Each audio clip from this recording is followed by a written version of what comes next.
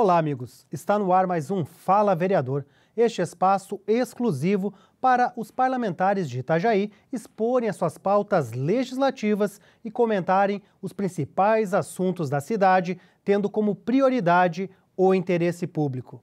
Hoje, participa conosco aqui no estúdio de TV Carlo Antônio Vicente, o vereador do União Brasil, Márcio José Gonçalves, o Dedé, que está conosco agora pela primeira vez aqui, depois de tanto tempo, né, vereador? Seja bem-vindo. Obrigado Maurício, obrigado telespectador. Fazia tempo mesmo que eu não participava do programa e sempre é uma satisfação, um prazer poder estar conversando com você e com as pessoas que acompanham um pouco aí da TV Câmara. Vereador, o senhor ficou à frente da Secretaria de Obras na maior parte dessa legislatura, mas acompanhou todo o trabalho desenvolvido aqui. Qual a sua avaliação desse período legislativo, mas desse período de gestão pública que Itajaí passou, em meio a tantos momentos decisivos para a política local, com tantas pautas importantes para a cidade? Foi um período, esses últimos 4 anos, na verdade, eu já, no meu outro mandato, eu já fiquei uma boa parte lá na Secretaria de Obras, né? E nesses últimos 4 anos não foi diferente. E realmente muitos desafios, né? Muitos desafios, muita coisa importante passou aqui. Eu não pude votar, não estava aqui, mas, por exemplo, o plano diretor, uma matéria de importância para o município, visto que a gente já estava com o plano diretor desatualizado há mais de 10 anos, né? Uma matéria importantíssima, a cidade estava crescendo de forma desorganizada. E isso, de certa forma, impacta lá no Executivo. E todas essas discussões que tiveram, quando vieram aqui para a Câmara conseguiu pegar o projeto e melhorar, né, do meu ponto de vista. Um outro ponto ali que deve voltar a ser discutido, pelo que eu tenho conversado com os outros pares aqui, mas a maioria das discussões do plano diretor, a própria lei dos condomínios também, que veio para cá, o EIV eu participei no começo, que foi ali em 2022, que através daquela decisão judicial ali, né, para que se fizesse o EIV. Então, olha quantas matérias que nesse período legislativo importantes para a cidade, para a população de Itajaí, né, o estudo de impacto de vizinhança, o novo plano diretor definindo as regras para onde que a cidade vai crescer, de que forma que ela vai crescer. Então, a lei de condomínios, quer dizer, tinha um monte de empreendimentos aí estrangulados, parados, e dificultando, inclusive, a prospecção disso e as pessoas poderem comprar, né? O que acaba criando um gargalo imobiliário na cidade. Também saiu dessa Casa Legislativa. Então, parabenizar os vereadores que encamparam e que discutiram, né? Eu não estava a vereadora Aline no período, mas que discutiram e que conseguiram levar à frente essas matérias que vão dar, com certeza, né, um outro direcionamento da cidade a partir de agora. Qual o momento mais difícil, mais desafiador desses últimos 4 anos? Olha, para mim, na verdade, lá foi a questão das chuvas, né, das cheias. Enquanto a gente estava lá, a gente teve muita parceria do Poder Legislativo, a própria Câmara liberando recursos, 1 ou 2 oportunidades para que a gente fizesse a manutenção de algumas vias e se desse respaldo às pessoas que foram atingidas, né? Foi o caso do Portal lá, que alagou 3 vezes aí em 1 ano, né? E aí a gente precisou se debruçar, né? Todos os atores envolvidos. Teve inclusive uma audiência pública aqui na Câmara no ano passado. Quem não se recorda daquela audiência que a gente teve aqui, promovida pela Câmara de Vereadores, ali a gente discutiu, debateu, apresentou as alternativas técnicas que iam resolver o problema. Porque não basta a gente pegar e só apontar e dizer que está errado, que tem problema, mas a gente tem que trazer a alternativa técnica que vai resolver de fato. Então, essa discussão saiu aqui da Câmara também, né? A gente apresentou, tanto do Portal 1, do Portal 2, quanto ao do Santa Regina. E ali a gente trabalhou em cima dos projetos. Ali foi o desafio nosso de, primeiro, achar a equipe técnica que fizesse aqueles projetos e também a equipe que vai executar, que foi licitada agora há pouco tempo antes de eu sair e voltar aqui para a Câmara. E a Câmara parceira no sentido de liberar os recursos, de ajudar o município nesse momento que aconteceu essas cheias, porque, mas a Câmara vai devolver o recurso lá no final do período, sobra o recurso. Mas quando o presidente ele antecipa, ele faz esse gesto, ele acaba ajudando o Executivo, né, sendo um parceiro do Executivo. Vereador, e o momento mais gratificante desse período? O momento mais gratificante é eu comentava, estando na rua, é tu chegar, né, numa comunidade, num bairro, e as pessoas dizerem assim, olha, Dedé, eu agora consigo dormir, né? Consigo ter um pouco de paz, porque muitas das ações que a gente fez, o caso de alagamento que aconteceu em alguns bairros, nós tínhamos uma proporção muito maior. A gente foi intervindo. Para você ter uma ideia, nos últimos anos foi mais de 90 milhões investidos em macrodrenagem, né, no município de Itajaí, em parceria, claro, com o próprio financiamento internacional, que foi aprovado aqui também. E a gente conseguiu fazer essas obras importantes e que muito lugar que antes qualquer chuva atingia e alagava as pessoas, tu chegava ali, passava na rua, as pessoas estavam com um tijolo erguendo os móveis, tinha aquelas defensas na porta das casas. Hoje tu passa lá, não tem mais, tu conversa com as pessoas e elas dizem, olha, hoje eu consigo dormir, porque antes começava a roncar, trovada, eu já me desesperava, já começava a levantar. Então a maior gratificação nossa é isso aí, é ver que a gente fez a diferença na vida dessas pessoas. São obras, às vezes, intangíveis, que a gente fala, que a gente não consegue mensurar porque ela está debaixo da terra, mas que dá um impacto, de fato, na vida das pessoas. Falando dessas obras para a contenção dos alagamentos no município de Itajaí, nós entrevistamos aqui há algumas semanas o vereador Vanderlei Dalmolin, que esteve à frente da Secretaria de Agricultura e Desenvolvimento Urbano, e ele ressaltou um agradecimento muito à parceria feita com a Secretaria de Obras para a realização de algumas obras, umas maiores, outras menores, mas que fizeram a diferença, como o senhor mesmo relatou, para muitas famílias, para muitas localidades do interior do município, vereador.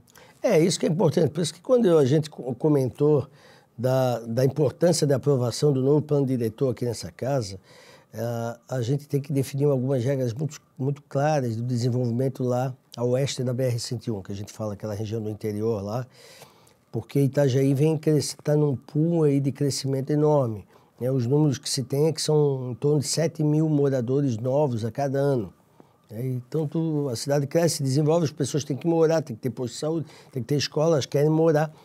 E aí tu vai fazendo toda uma expansão e, de certa forma, o plano diretor não contemplava isso antigo e estava criando uma bolha na cidade, um problema seríssimo na cidade. O novo plano diretor vai disciplinar muita coisa disso. Então, o que a gente se deparou lá? Com muito desmembramento, muitas ruas que foram feitas sem a mínima infraestrutura. Então, a gente fez muitas parcerias. Eu cito, por exemplo, na Itaipava, a rua Leonardo Severo, ali, que era uma rua que toda chuva alagava muito ali. A água entrava na altura da cintura das pessoas. A gente fez intervenção lá na Bahia, no Brilhante. Lá no Limoeiro também a gente fez intervenção, no próprio Campeche. Então, assim, muitas obras, travessias, galerias. A gente fez uma galeria lá na divisa Itajaí Brusque, ali no Limoeiro. Então, muita coisa que a gente fez de intervenção é exatamente pela falta de planejamento, que a cidade ia crescendo, o plano diretor era omisso, ia crescendo, as pessoas iam construindo, não se fez nada de infraestrutura e o município teve que ir lá assumir isso e fazer essas intervenções. Vereador, então, já que a gente está falando do plano diretor, o mês de fevereiro foi o mês que a Câmara aprovou, depois de tanta discussão, das audiências públicas, também recomendadas pelo Ministério Público, que estavam faltando, e ele teve o texto final buscando atender ali o que os delegados, né, das audiências estavam mais ou menos concordando.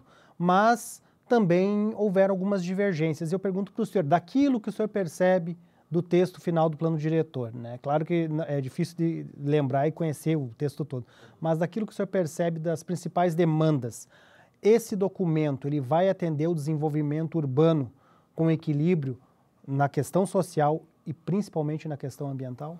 Vai. Eu vi que o plano diretor ele foi bem... Não existe um plano diretor perfeito, né? Porque ele é feito por pessoas, várias pessoas, cada um tem que contemplar diversos interesses, mas que no final o interesse público maior sobressai. Por isso que ele é democrático, né? Que o Estatuto da Cidade deixa muito claro as discussões de plano diretor. né, que ele tem que ser discutido com a sociedade. E o nosso foi exaurido as discussões. Eu acho que tem um ponto ali que está sendo inclusive levantado pela própria Secretaria de Urbanismo, junto com, e não no plano, e não no que foi discutido, mas numa emenda que foi colocada durante a discussão, que é ali na região do Porto, ali que se segregou uma área ali que só pode ser permitido utilizar para a área de expansão do porto público. Então, eu acho que ali tem que se fazer alguma coisa. O ponto que eu detectei, né, eu não estava aqui, depois eu estando aqui, eu detectei. Por quê? Você imagina, você está ali morando, 4 ruas que estão ocupadas, 4, 5 ruas que estão ocupadas ali. Você está morando ali, não há uma perspectiva ainda de um edital definitivo do porto para expansão, que o porto hoje está numa área de 100 mil metros, vai expandir para 300 mil metros, e até onde vai a nova rua do porto, tanto vai segregar porto de cidade. Mas eu não tenho uma perspectiva disso ainda, eu estou no imóvel. Se eu vou fazer uma intervenção no meu imóvel, eu não posso fazer, porque quando eu vou dar entrada no projeto, lá o analista vai dizer, não, aqui eu só pode ser feita obra para expansão do porto público. Então a gente vai prejudicar aquelas pessoas que estão lá, que têm um direito adquirido. A gente prejudicou. Então eu acredito que nesse ponto ali vai ter que se fazer algumas correções, e não foi na discussão com os delegados, foi aqui numa emenda que foi inserida, que eu acredito que quem inseriu acabou se equivocando. Mesmo que precise depois de boa parte dos vereadores para aprovar qualquer emenda ao plano diretor, pode ser viável dependendo da demanda social que tiver, né? Sim, quando principalmente essa, como foi uma emenda aqui, eu entendo que se precisar até ter uma nova discussão via audiência pública, porque o correto é se ter audiência pública, né? E qualquer outra intervenção que se queira ter, tem que se ter essa discussão, tem que ter as audiências públicas. Mas eu acredito que o plano, ele vai passar por um período aí de maturação, nos primeiros 5 anos, provavelmente algumas coisas possam ter que ser corrigidas, mas ele tem que ser constantemente debatido e dialogado com a sociedade. Vereador, a Câmara de Vereadores de Itajaí implantou as emendas impositivas, né? O senhor não esteve aqui à frente, quem estava é a vereadora Aline Aranha, provavelmente o senhor deve ter pelo menos dialogado com ela com relação a algumas emendas, mas também tem as emendas buscadas por meio de bancadas do próprio partido, junto à Assembleia Legislativa ou à Câmara dos Deputados. Eu pergunto, o senhor conseguiu buscar algumas emendas para levar recursos a ações sociais e de esporte no Santa Regina, no Itaipava e Cidade Nova? Como é que foram essa destinação dos recursos? Na verdade, a Aline, em todo o tempo que a Aline ficou aqui, o nosso mandato, posso dizer que é um mandato praticamente coletivo, o meu e da Aline, do União Brasil, né, que a Aline, o Paulo, inclusive, ocupou 4 meses esse mandato também. Foi um mandato que a gente conseguiu contemplar ali e respeitar todo mundo que fez voto, na verdade, né?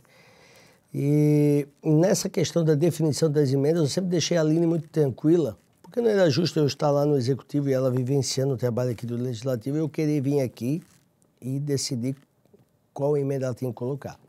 A gente conseguiu dialogar junto com o pessoal de Santa Regina, com o pessoal do ACEPSEM ali, de Cidade Nova, e do Itaipava, junto com a vereadora Aline, mas foi mostrar a importância dos projetos. O próprio campo do Itaipava é um campo que é nosso, é um campo público, que a gente dá manutenção, mas lá treina Marcelo Dias, treina lá o próprio Divas, que usa a própria bandeira do Marcelo feminino.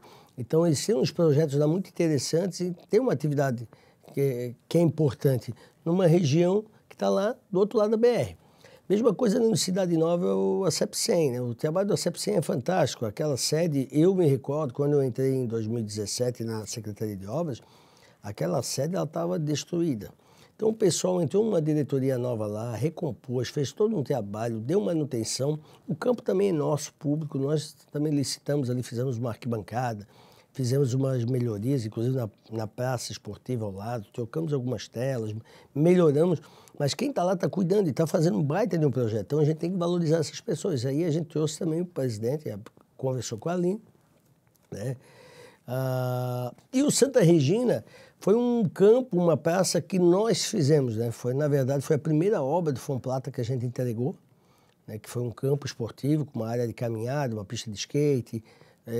Foi o primeiro... É o maior espaço de lazer do município? Não é o maior, não. O maior ainda, a parte da Beira Rio ainda ela é maior, né? Mas ele é uma área de interior, de bairro, é a maior. E mais poliesportivo, né? Tem a característica mais... Isso. E ali, a associação também passou a ser parceira, cuidar daquele espaço. Porque é que eu sempre comentava, inclusive com o pessoal do esporte, todos os espaços, os campos esportivos que estão com as associações, a gente vê que o zelo, o cuidado é diferente. Quando está com a gente, com o município, a gente tem dificuldade. Né? Por mais que você coloque um vigia, mas daí, entre a outro, daqui a pouco começa a ameaçar o vigia, começa daí isso, começa daquilo, acabou com o espaço esportivo. Quando você faz esse comodato, quando você disponibiliza para que a associação cuide daquele espaço, o espaço é bem cuidado, né? Tem um tratamento diferente, porque o presidente da associação, a diretoria, conhece todo mundo ali do bairro, ele vive a comunidade. Então, quando vai o rapaz lá querer jogar um dia que não pode, choveu muita chuva, tem que ter ei, não pode jogar, ele já sabe que é o filho do seu João, que é neto da Dona Maria, então todo mundo se conhece ali. E existe uma hierarquia de fato ali. Então, tudo que a gente conseguir passar para as entidades, que elas possam ser parceiras, ótimo. E nada mais justo que o legislador, nós enquanto vereador, que a gente vivencia isso, anda nas comunidades, a gente sabe os projetos que funcionam bem e os que não funcionam bem. A gente está lá, a gente está vivenciando, a gente conversa com as pessoas, a gente está na rua. Então, eu também trouxe, na época, aqui o presidente do Santa Regina, que tem um trabalho fabuloso lá também, escolinha de futebol, aquela piazada, e também atende um outro lado da cidade. Então, tu pode ver, tu tem um atendimento aqui no Cidade Nova, que é uma comunidade carente, histórica e adensada, que está sendo atendida. Tu tem um outro atendimento lá no Espinheiros do Santa Regina, que atende Santa Regina, Portal 1, Portal 2, que é para onde a gente está crescendo, de fato, que adensou, que cresceu aquela área. E, ao mesmo tempo, tu tem um recurso lá para o outro lado da cidade, que é Itaipava. Então, tu descentraliza esse recurso e dá oportunidade para as pessoas desses bairros. Também tem esses programas sociais que contemplem as crianças ali, os jovens dessas comunidades. Bom, vamos para um rápido intervalo, já voltamos.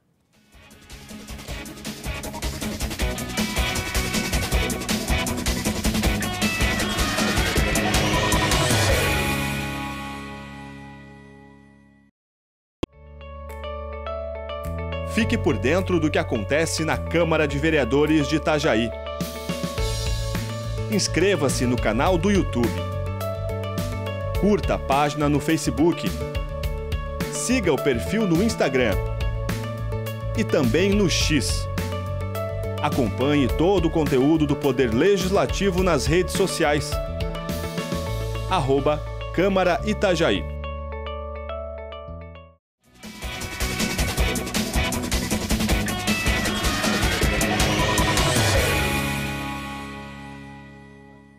Voltamos com o segundo bloco do Fala Vereador. Hoje participa conosco o vereador Dedé, do União Brasil. Bom, vereador, para finalizar o tema das emendas, o senhor também buscou emendas para a saúde, para o Hospital Pequeno Anjo e também para o Hospital Marieta, para a aquisição de um carro na unidade básica do interior também. Então, são vários as emendas que buscam atender, às vezes, projetos bem pequenos, específicos, mas que fazem toda a diferença na hora da prestação do serviço, não é, vereador? Isso. Eu e a Aline, a gente conversou bastante dessa questão da 50% das emendas são da saúde, né? E todo gargalo, ele acaba chegando, né, no hospital. Eu costumo dizer que a saúde, a gente tem que avançar em saúde, sempre tem que ser... Itajaí, o que a Constituição diz, né, que a gente tem que passar 15%, a cada município, no máximo, na saúde, o mínimo que deve ser previsto, e a gente tem passado, no último ano foi 28%, para ter uma ideia, nós quase dobramos. Porém, sempre gera um gargalo, e o gargalo geralmente está nos hospitais. Por quê? Porque Itajaí, de certa forma, acaba assumindo sozinho algumas coisas nos hospitais, além do pronto atendimento do Pequeno Anjo. O município já aporta mais de R$700 mil todos os meses, ali no pronto atendimento, urgência e emergência, e a mesma coisa ali no Marieta. São mais de 2 milhões ali na urgência e emergência que Itajaí aporta para ter aqueles médicos plantonistas, mas atende todo mundo. Tu não pode negar atendimento na porta da urgência e emergência. É o único município. A ANF todo utiliza, Itajaí é o único que aporta. Então, os hospitais estão sempre perambulando, com o pires na mão, literalmente. A gente sabe, quando chega o período aqui das emendas, fica diretor do hospital, fica todo mundo correndo. E a gente sabe que o trabalho que é feito pelos hospitais é um trabalho bom, só que a demanda, né, há um gargalo. Então, quando se pensou, vamos colocar recurso, a gente priorizou ali o UPA-CIS, né? A gente destinou uma parte desse recurso, uma outra parte lá para o UPA Cordeiros, né? Que também atende muita gente ali, acaba contemplando muita gente e tem esse gargalo lá que precisa ser melhorado. A gente conversou lá com o coordenador, na época com o Luiz, e direcionamos. Também Marieta, Pequeno Anjo, e um veículo para o interior. Por que para o interior, né? Sempre a minha base eleitoral, vamos dizer assim, é mais Cordeiros, e dali na área central. Mas o quê? Na nossa base eleitoral, está mais fácil de deslocar as ruas, são praticamente todas pavimentadas, está perto, né? A área de abrangência ali do agente de saúde da família, ele é próxima. A unidade com as casas. Agora, no interior, a gente anda quilômetros, né? Está longe, é distante. Então, nada mais justo que direcionar uma emenda para que eles comprem mais um carro, para esse carro atender essas pessoas que estão lá acamadas, que estão distantes, que merecem ser melhor atendidas.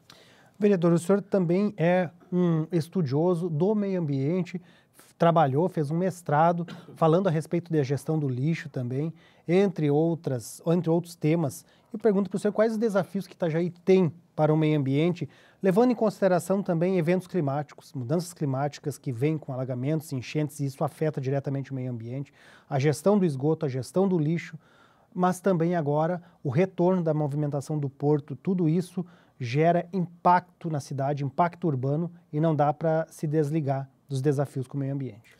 É verdade. Na verdade, são duas situações. Até é muito boa a tua pergunta, Maurício. Além do resíduo e do esgoto, eu queria falar rapidamente da água, porque a gente tem aqui em Itajaí uma cultura, às vezes a gente se preocupar com o meio ambiente apenas, às vezes, com o sombreamento da Praia Brava, ou com a restinga da Praia Brava, ou isso ou aquilo com a Praia Brava e Cabeçudas. Nada contra, tem que ser atendido ali essas duas comunidades, mas a gente esquece de outras comunidades, né? A gente tem um problema sério que é, por exemplo, lá no Brilhante 2, Brilhante 1 e 2. Lá tem uma água, que é uma água mineral, lá, várias nascentes, e o pessoal tá comprando, adquirindo, tendo terreno lá, várias ocupações irregulares, por isso que eu comentava aqui no começo da importância do plano diretor e aplicar ele bem, principalmente nessa área do interior. Então, a pessoa se preocupa aqui com o sombreamento da Praia Brava e esquece de se preocupar com a água, que a gente está perdendo as nascentes lá no Brilhante. Inclusive, eu comentava com o pessoal do próprio Semasa, fazer uma captação lá daquela água, fazer outra, assim como tem lá no Limoeiro. Lá no Limoeiro tem uma captação. Pode-se pensar numa captação no Brilhante. E a água do Brilhante de uma qualidade ótima, né? Que se trate, que se distribua aí naquela região. Imagina você fazer toda uma extensão, né, um prolongamento de rede lá para o outro lado da BR. Então, você próprio tratar ali e já fazer ali a distribuição, né? Esse é o ponto da água, que eu acho importante, que a gente tem que pensar no futuro, né, no meio ambiente, e aproveitar aquelas nascentes lá, querendo uma política dura de fiscalização, né, acompanhando, não que o cara tem lá o seu sítio, agora não dá, ele tem um sítio, a primeira coisa que ele vai é aterrar a nascente d'água. Tem cabimento isso, né? Da gestão do esgoto, vamos na questão do esgoto. O Semasa avançou bastante no tratamento de esgoto. Isso a gente tem que reconhecer, e a própria cidade com a questão da fossa filtro, né? Os números do IBGE aí, os últimos dados que saíram do último censo, o Itajaí tinha algo em torno de 83% de casas ligadas ao esgotamento sanitário. Aí se mistura, né, a questão do próprio tratamento do Semasa e também da fossa filtro, mas 83%. Aí você vê, por exemplo, Chapecó, me parece que Chapecó tem 30 e poucos 40, e às vezes eu vejo até os comparativos, às vezes o pessoal quer comparar outras regiões com Itajaí, às vezes o pessoal critica muito Itajaí, eu digo, pô, mas Itajaí, olha a questão do esgoto sanitário, nós estamos com 83%. O ideal que seria 100, é óbvio, mas para te ter uma ideia, Brusque, que está aqui a montante, da onde vem a nossa água, não tem 1 metro de rede coletora de esgoto. Não tem 1 metro. Né? A Semasa avançou bastante. A gente tem que melhorar, principalmente na qualidade das obras, quando é feito esse esgotamento sanitário, né? a repavimentação, a recomposição das ruas por onde passa o esgoto, a grande reclamação da comunidade, com razão, vira um cenário de guerra, né? Mas o esgoto em si, o funcionamento do esgoto, tem que se destacar porque Itajaí está bem. E a questão do resíduo sólido, o lixo, vamos dizer assim, né, para a população entender melhor, Itajaí avançou muito também. Para mim, quando eu fui lá para a Secretaria de Obras, foi um grande desafio para a gente. E ali eu encarei como uma oportunidade, inclusive de eu poder fazer diferença daquilo que a gente escreve, né? Porque lá na teoria eu viajei, conheci alguns aterros, na época que eu fiz a minha dissertação, conheço os aterros bons, os medianos e os péssimos. O nosso está da mais alta qualidade também, o nosso aterro é muito bom, é referência, inclusive, de Itajaí, mas a gente precisava fazer mais. E aí a gente foi melhorando as políticas públicas ali, do resíduo. E o que a gente conseguiu, né, implementar? Com a ajuda, inclusive, com a disponibilização de recursos aqui da Câmara, porque a gente teve que aumentar o orçamento, muda a LDO, né? E sempre a Câmara foi muito parceira com a gente, então a gente aumentou esses recursos, né, na gestão de resíduos. Então você pode observar, nós temos 2 ecopontos, tem um na frente da Marejada e outro aqui na entrada de Nossa Senhora das Graças, que ali era um ponto de descarte irregular ali, um cenário horrível ali na cidade. Nós tem mais 4 ou 5 mini ecopontos distribuídos pela cidade, também, que recebe. Inclusive até lá no quilômetro 12, lá no Centro de Atendimento ao Cidadão do Interior, nós temos um mini ecoponto lá, oportunizando aquelas pessoas lá do interior também levar. A gente instalou um PEV, um ponto de entrega voluntário, ali no São Vicente, que recebe até 1 metro cúbico de material. Né? Pode ir lá fazer o descarte, quebrou o banheiro, tal, faz o descarte, leva o material lá. Inclusive agora, ainda antes da gente sair, o INES fez uma parceria com o IMA e foi disponibilizado lá para se receber pneu. Tá? Então há um espaço lá que só recebe pneu. E consegue dar destinação, inclusive, para reciclar e para... O IMA, nós recebemos, o IMA carrega e ele dá a destinação. Então, uma parceria município com o governo do estado. Tem funcionado bem. E, além disso, as subprefeituras nossas, a gente licenciou, melhorou como ponto de transbordo para receber o material e a gente fazer a destinação. Se avançou muito nesse quesito. O grande problema que a gente tem realmente a questão educacional, conscientização das pessoas. Porque é inadmissível. Né? A gente dobrou o catatreco.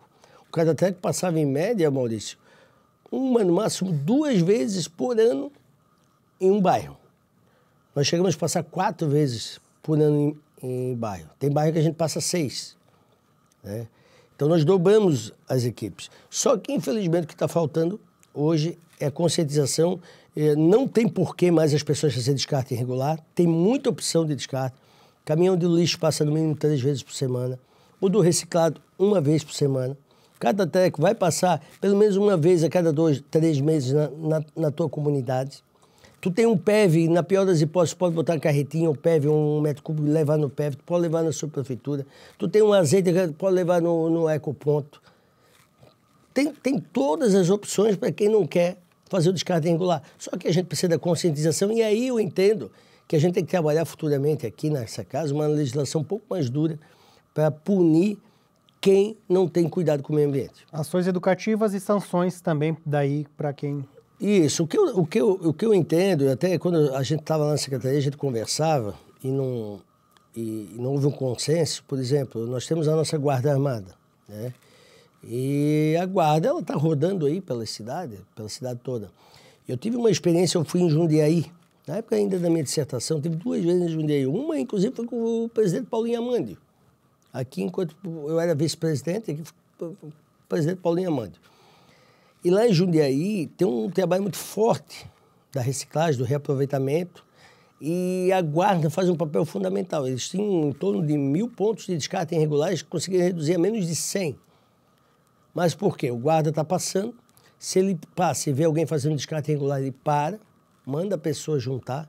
Muitos desses casos, ele inclusive leva para a delegacia, faz um TC, perde tempo. 2, 3, 4 horas, perde tempo. Mas aquela pessoa que fez o descarte irregular, freteiro, você nunca mais vai fazer isso. Aí tem que se trabalhar depois na questão do catador, do andarilho, do ambulante, que é uma outra situação. Mas esse freteiro que carrega, que tira ali, que às vezes o morador dá assim, a senhora me dá R$50, eu tiro isso aqui da frente da casa da senhora.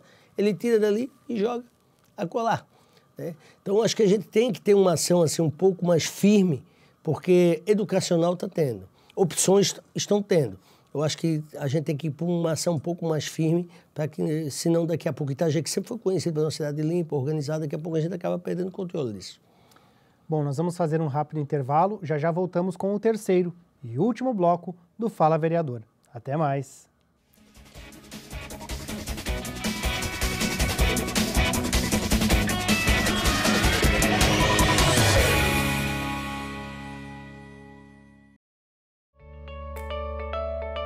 Fique por dentro do que acontece na Câmara de Vereadores de Itajaí. Inscreva-se no canal do YouTube. Curta a página no Facebook. Siga o perfil no Instagram. E também no X. Acompanhe todo o conteúdo do Poder Legislativo nas redes sociais. @Câmara Itajaí.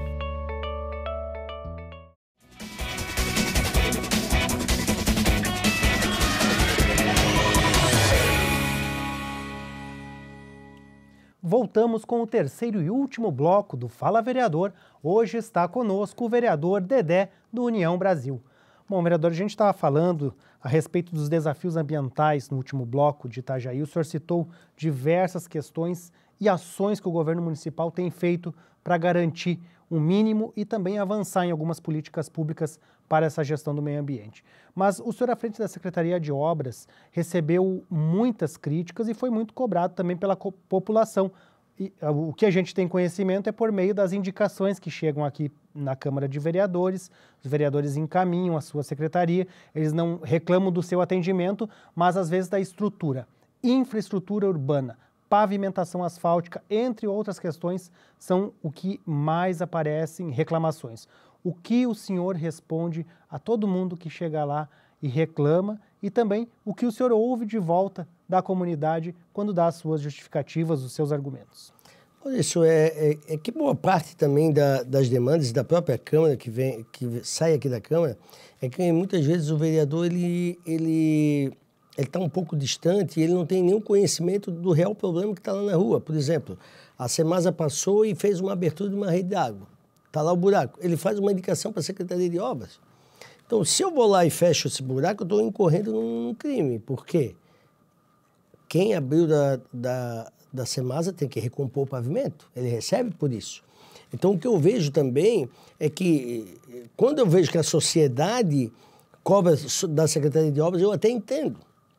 Porque a sociedade não tem obrigação de saber, mas nós aqui, a gente tem a obrigação de saber, a gente está na rua, a gente tem que estar nas secretarias, a gente tem que ir no SEMAS, não dá para simplesmente pegar, fazer uma indicação e mandar para a secretaria errada. Os problemas existem, a gente sabe que existem, né? Muitos desses problemas a gente vem solucionando. Para tu ter uma ideia, eu sempre divido os problemas de buraco e problema de pavimento em 3 situações. O primeiro é o desgaste do pavimento, né? A má condição que existe, que a gente vem fazendo desde o final do ano passado, a recomposição. Para ter uma ideia, Maurício, o telespectador, 2023, nós tivemos 284 dias de chuva. De 365, 284 dias foram de chuva. O que dificulta tu trabalhar e que vai ainda desgastando mais o pavimento. Então, tu tem 2 problemas, o da chuva e do desgaste, né? Mas a gente, no final do ano passado, a gente fez lá, posso citar rapidamente, José Pereira Liberato, Trecho, Manuel Francisco Coelho, Nilo Bittencourt, Ayrton de Souza, João Gaia, Carolina Vailate, enfim, Rua Gaspar, 4 ali no Cidade Nova, a Rua Jasmin, a Rua Hermes Atilio de Mariane, enfim, a gente foi fazendo em vários, fizemos umas 20 ruas em asfalto e mais umas 25 em calçamento, mas num universo que a gente levantou mais de 80 ruas, parece muito pouco. Mas o atual secretário que está lá, o Vinícius, ele vem imprimindo, continuando o trabalho de recomposição. Semana passada eu vi que eles fizeram, inclusive, a Rua Gaspar, ali no São Vicente. Agora vão intensificar umas ações ali em algumas ruas. A própria Elotides da Silva Fontes vai ser feita. Tem umas ruas no Promorá ali que vão ser feita a recomposição. A própria José Gal, aqui esteja José Eugênio Miller, que é José Gal, que vem até o Itamirim ali, o pessoal vai fazer a recomposição. Então tem bastante coisa ainda prevista para o pessoal fazer a recomposição. É que, infelizmente, não consegue acompanhar, né, com todo esse volume de trabalho. Isso é questão de pavimento, qualidade de pavimento. Nós temos o segundo item, que é a questão da drenagem. Isso eu sempre falo. Muita gente, eu moro lá na Duque de Caxias, por exemplo, ou na Conceição, no São João. Por que, secretário, vocês não vão lá e colocam um asfalto lá? Porque eu estaria fazendo uma loucura. O problema que está acontecendo lá embaixo, né, eu sempre dizia isso numa conversa franca, era essa a resposta que a gente dizia para as pessoas. Cara, eu posso ir lá e pavimentar a tua rua, fazer uma casquinha, como historicamente se fez em Itajaí. Se gostava, às vezes, de engambelar as pessoas. Passar uma casquinha, ok, passou 4, 5 meses, daqui a pouco ele começa a ceder, porque a tubulação embaixo está podre, está comprometida, é pequena, mal dimensionada.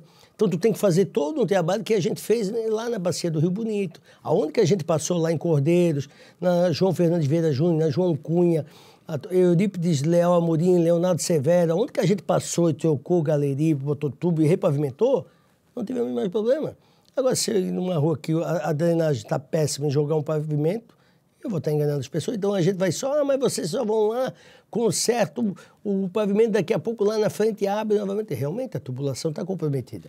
E para isso, inclusive, o município de Itajaí cadastrou 3 grandes projetos no PAC, totalizando 3 milhões, aí um exatamente nessa região do Dom Bosco, São Judas, outro na região aqui da 7 de setembro com o Uruguai, onde que alaga, ali na frente daquele supermercado, e outra lá no São Vicente, na Félix Malburg, naquela região lá. 3 grandes obras exatamente para resolver isso. Resolve embaixo da terra e depois repavimenta. E a terceira, e não menos importante, que a gente já conversou aqui, é as obras de esgoto sanitário, né? O Semasa começou uma obra no São João, fez 60%, parou. Aonde que ele passou é um cenário de guerra. Foi para o São Judas, fez 30%, parou. Aonde que passou um cenário de guerra. E assim, foi no São Vicente, começar no São Vicente, parou. Aí eles fazem a recomposição só onde que eles cortaram a rua. Mas o Semasa é do município? Não, eu converso, eu notifico, inclusive a do São Vicente parou por uma ação da Secretaria de Obras de notificar, tinha 27 ruas abertas ao mesmo tempo. Agora, no meu entender, não adianta eu captar 15 milhões para fazer obra de esgotamento sanitário, que é importante, nós precisamos, e depois tu deixar um passivo com a rua toda quebrada para o município ter que buscar mais recursos para recompor essas ruas. Então, esses são os 3 itens que influem na pavimentação. Tem as ruas que têm desgaste? Tem. Mas a grande maioria é problema de drenagem ou obras de esgoto que deixaram passeio para o município. Mas, resumindo assim, vereador, esses transtornos, eles continuam nos próximos anos porque Itajaí tem demandas vai continuar e serão em vias muito vitais para a mobilidade urbana aqui do município e também bem populosas, né? Que as pessoas... Bastante. Assim, Maurício, não tem como alguém dizer assim, eu vou pegar... Foi investir 90 milhões em macrodrenagem. Com 90 milhões, certamente nós pavimentávamos todas as principais ruas e ia estar um tapete. Nos primeiros 3 meses. Depois elas iam começar a ceder, como eu te falei, problema de drenagem. Mas assim, por um longo período de tempo, porque obras de macrodrenagem são obras estruturantes, obras caras. Eu falei de 3 obras, são 30 milhões.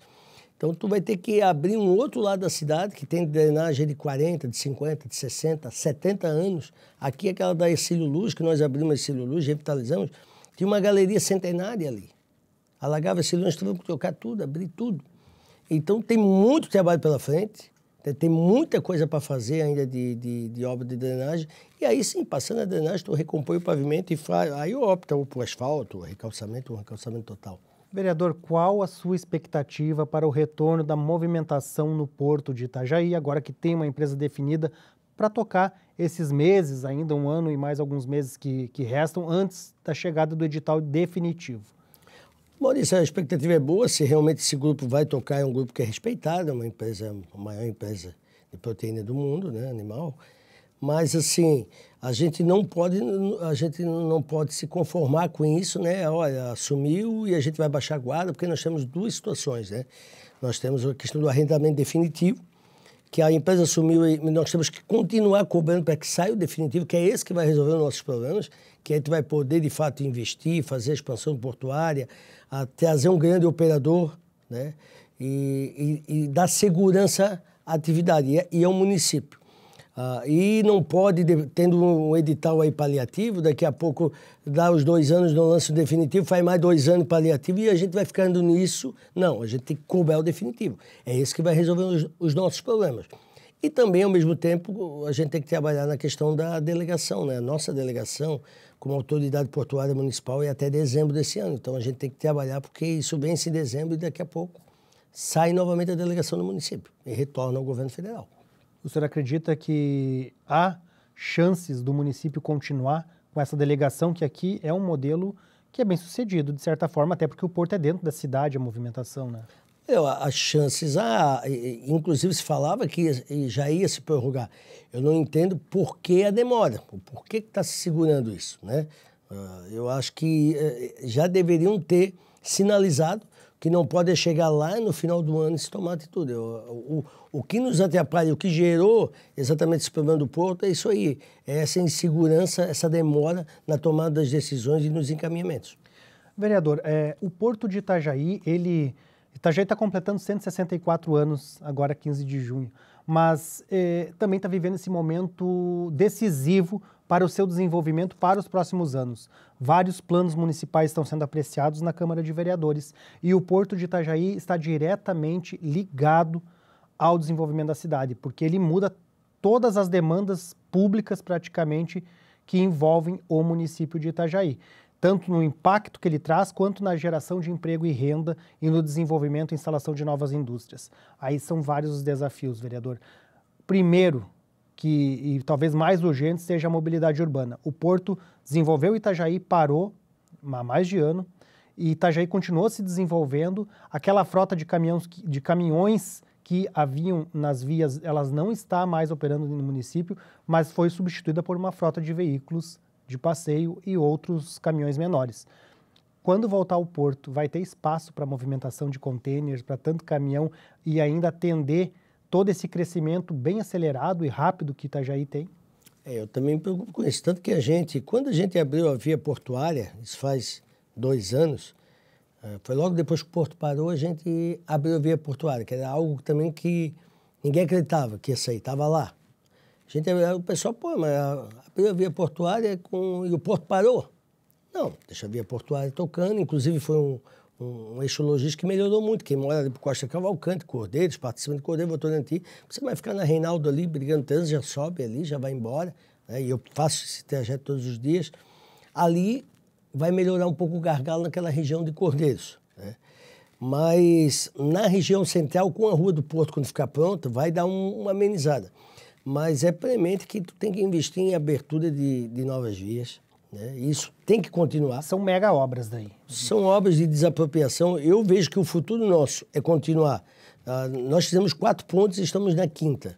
Essa 5ª deve ser entregue em janeiro do próximo ano. Janeiro e fevereiro, que aqui é Adolfo Batchal, com Sidney Schultz, que interliga a Rua Brusque, atravessa a Barbie, Francisco Paulo Seara, Adolfo Batchal, Ponte, Sidney Schultz e Agílio Cunha, que é aquele eixo no meio. Então, Adolfo Conde, a contorno sul, e tu vai ter um eixo no meio, centro, BR, né? Só falta a ponte. Mas vai ter que se continuar fazendo novas pontes, duplicação da própria Tranquedo Neves, né? A questão do elevado Espinheiros com a própria VEG. Então tem que ter muitas intervenções ainda em mobilidade. Eu vejo que o caminho é isso, é desapropriar, abrir avenidas e fazer intervenções em mobilidade, porque nós teremos sérios desafios com a volta da atividade portuária. O pessoal vai começar, daqui a pouco, brigar com os caminhões de volta. E Itajaí, de certa forma, é um município dependente da BR-101 e do desenvolvimento também turístico dos demais municípios da região. E precisa da BR-101 para a mobilidade funcionar aqui dentro. Sim. E assim, nós, enquanto ainda de secretário, a gente licitou, deve estar andando lá, o projeto do Eixo Viário Oeste, que a gente fala, que é uma ligação Jorge Lacerda com Antônio Raio. Exatamente para quem mora ali na região de Espinheiros, Santa Regina, Portal, ele querer ir para Itaipava ou vice-versa, o Rio do Meio, ele não precisava de entrar a BR-101 e sair desses 2 trevos conturbados. É uma rodovia de 9,5 quilômetros, tem 2 pontes, uma obra estimada é algo em torno de 75 milhões, é uma obra grande, mas que boa parte dos terrenos já foram, inclusive, cedidos pelos proprietários, né? Uma avenida de 25 metros. Só que tu tu melhora o problema de mobilidade. Naquela região de São Roque, está sofrendo com o crescimento, adensamento ali, muito terminal também, muito galpão, uma via estreita, caminhão pesado. Tu consegue melhorar toda a mobilidade naquela região lá. Imagina, tu está na Itaipava, tu quer ir para BR-470, tu pode pegar a rodovia, sai ali na Jorge Lacerda, nos Pinheiros, passa a ponte da Ilhota, sai lá na 470. Então, é uma intervenção que o município está trabalhando, o governo do estado parceiro, inclusive nós repassou R$600 mil para o projeto, que é ser parceiro na execução de obra, que é um jeito de tu fazer um contorno da BR-101, tirar o trânsito da BR-101, que é esse que acaba gerando caos, o próprio trânsito interno nosso acaba gerando um caos ali na BR-101. Vereador, nós tínhamos muitos outros assuntos para falar, mas nosso tempo acabou e eu agradeço pelo senhor ter aceitado o convite e participar aqui do programa. Maurício, eu que agradeço a população que nos acompanha, né, na TV Câmara, e a gente está sempre à disposição aí. Obrigado a você também que nos acompanhou. Lembrando que esta e outras entrevistas estão disponíveis no canal da Câmara de Vereadores de Itajaí, no YouTube, e são transmitidas pelo canal 14 da Claro TV. Até a próxima!